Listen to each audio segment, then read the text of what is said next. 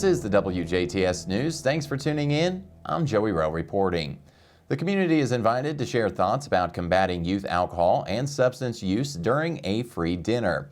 Dubois County Cares and Purdue Extension are hosting a community forum, which will be held on Tuesday, May 10th from 6 to 8 p.m. at the Arnold F. Habig Community Center, located at 1301 St. Charles Street in Jasper. The forum will include a buffet-style dinner. Although the dinner is free, reservations are required by May 3rd. You can find the link to RSVP on our website, WJTS.tv.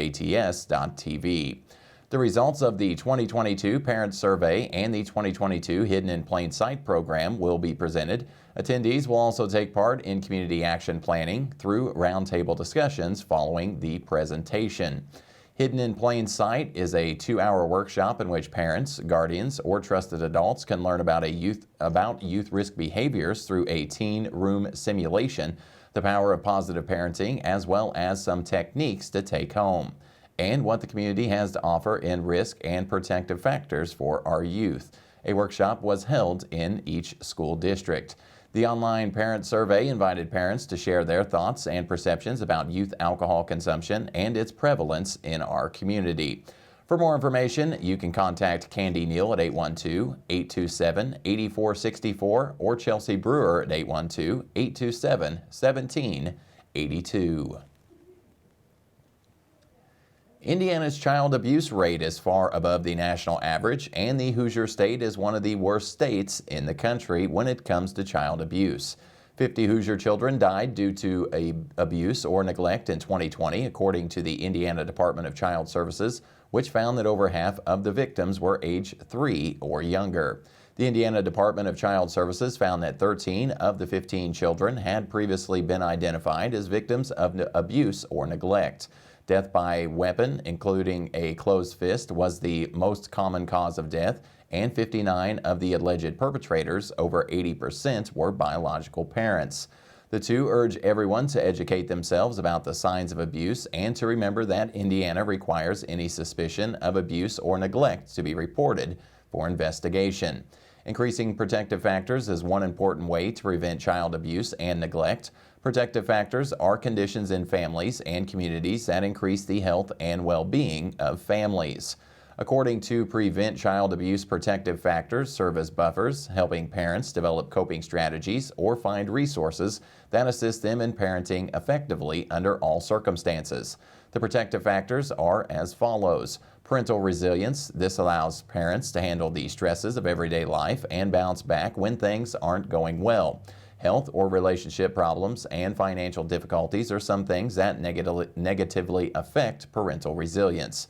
Social and emotional competence of children who are nurtured and to develop positive relationships with caring adults have the best chance for healthy development, including the ability to handle stress. Parental knowledge of child development and parenting skills. Extensive research links healthy child development to effective parenting. Child who receive affection, along with respectful communication and listening, consistent rules and expectations and opportunities to develop independence and thrive. Concrete support for parents, families who can meet their own basic needs for food, clothing, shelter, and transportation, and who can access essential services for their family's needs are best able to ensure their child's health and safety. Social connections. Parents with a social network of friends, families, and neighbors who provide emotional support are better able to provide the best care for their children.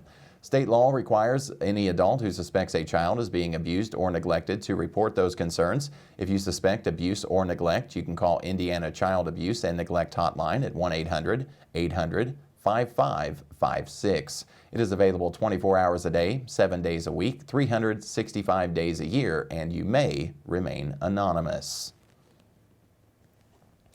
Tuesday night, Dubois Strong had a chance to flex its muscles at its annual meeting. Dubois Strong is a collaborative partnership that maximizes Dubois County resources and assets while providing economic growth.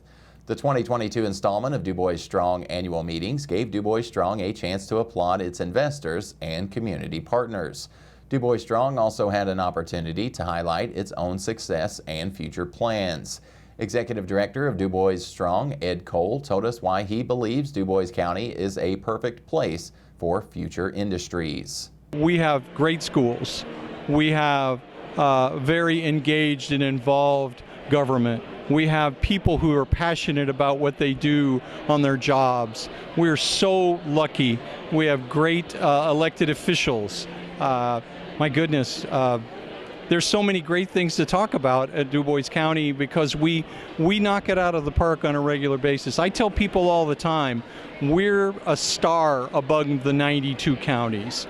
When I haven't always lived in Dubois County all my life, but it's home to me now, and I'm thrilled to be here because I tell people all the time we also punch way above our weight class every day.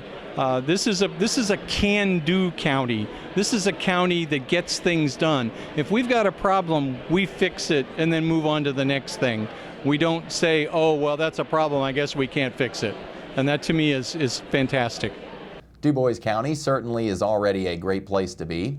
Dubois Strong only plans to make sure this remains true as they will focus on fostering the economic growth of Dubois County for generations to come. The Justice Department this week filed a lawsuit against the town of Clarksville, Indiana, for violating Title I of the Americans with Disabilities Act, or the ADA. The lawsuit, filed in the U.S. District Court for the Southern District of Indiana, alleges that the town's police department unlawfully revoked a job offer to a qualified law enforcement officer based on his HIV diagnosis. The officer had been successfully working for the town's police department as a volunteer reserve officer for over a year and was fully qualified to work as a police officer. Title I of the ADA prohibits employers from discriminating against qualified individuals on the basis of disability. Discrimination includes withdrawing a job offer to a qualified individual based on unsupported and stereotypical views of the applicant's disability. This case is being handled by the Department's Civil Rights Division and the U.S. Attorney's Office for the Southern District of Indiana based on a referral from the Indianapolis District Office of the Equal Employment Opportunity Commission. The department plays a central role in advancing the ADA's goals of equal opportunity, full participation, independent living, and economic self-sufficiency for people with disabilities. For more information on the ADA, you can call the department's toll-free information line at 800-514-0301 or visit ada.gov. For more information on the Civil Rights Division, visit justice.gov/CRT. Individuals who believe they may have been victims of discrimination may file a complaint at civilrights.justice.gov. Stay tuned. WJTS News will be right back with a check of weather, and then Kurt Gooksell will be in with a look at sports.